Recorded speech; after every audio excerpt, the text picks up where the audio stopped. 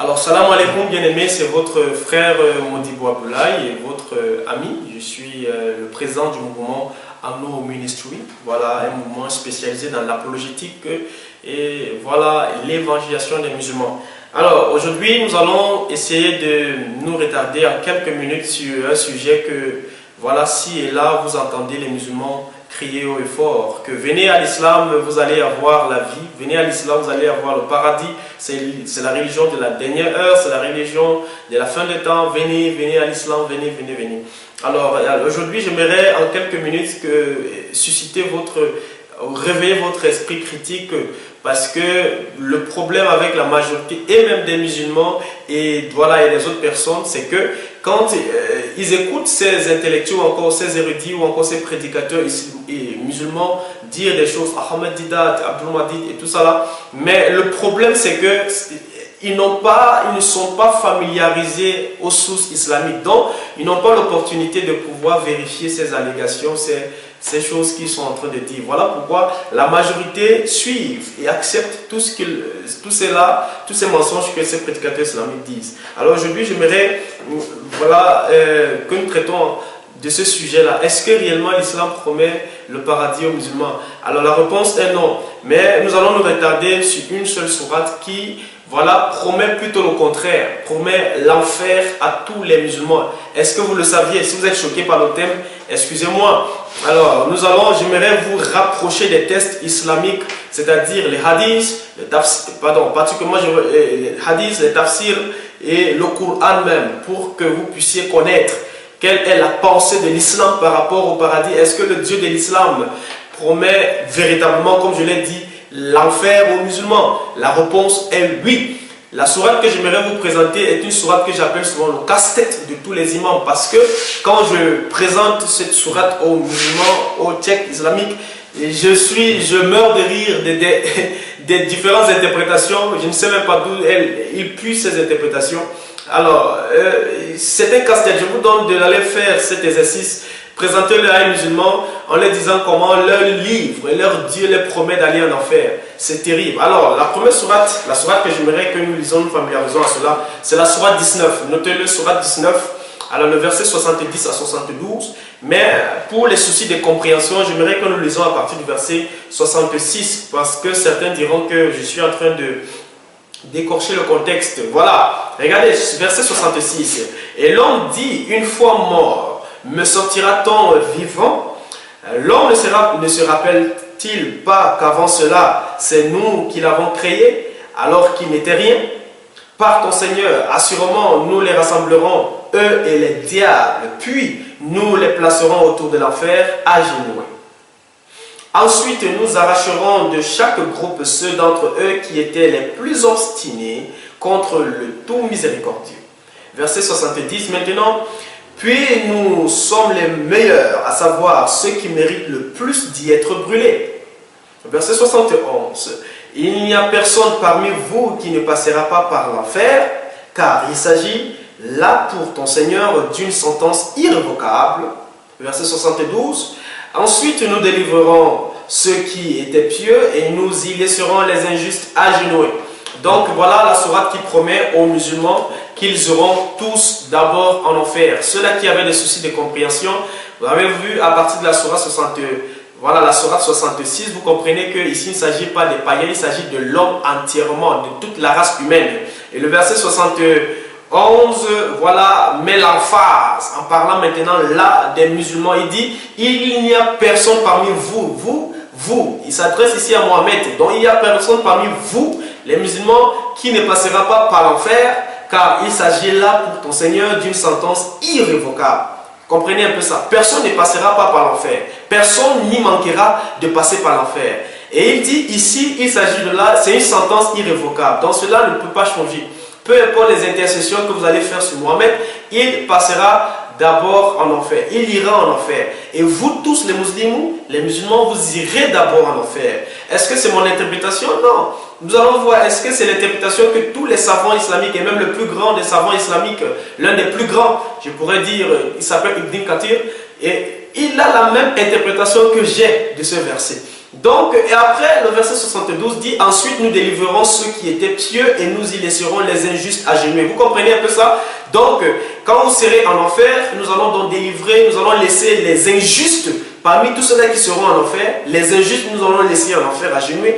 Mais maintenant, les plus justes, nous allons les enlever de l'enfer. Donc, il ne s'agit pas ici des païens. Parce que si vous agissez des païens, vous êtes en train de dire par hasard que voilà, les païens iront aussi quand même au paradis.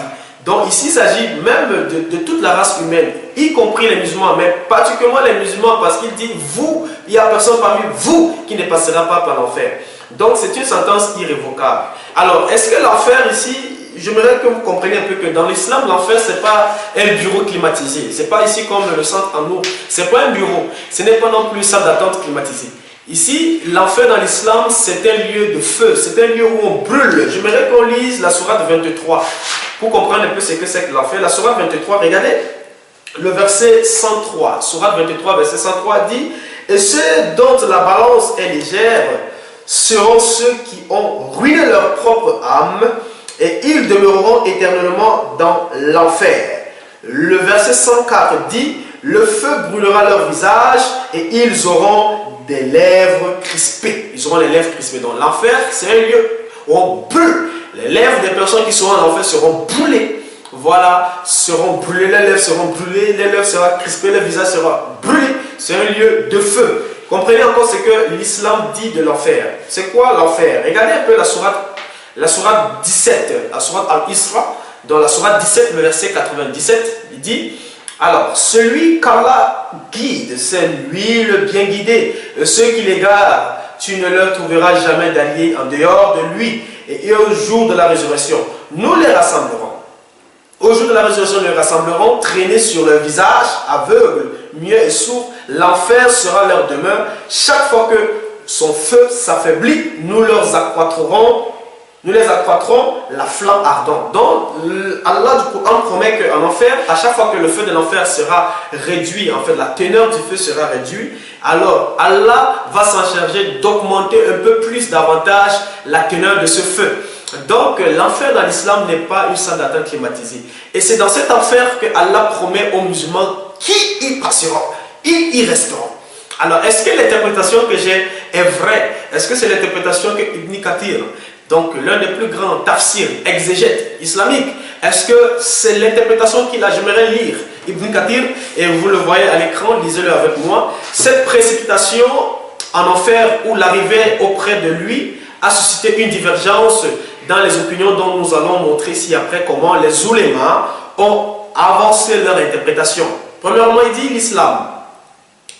Alors, il dit, l'imam Ahmed rapporte qu'Abu Satmia a dit, en discutant la question de la précipitation, certains ont dit que les croyants n'y entreront plus, et d'autres ont répondu que tous les hommes y seront précipités sans exception.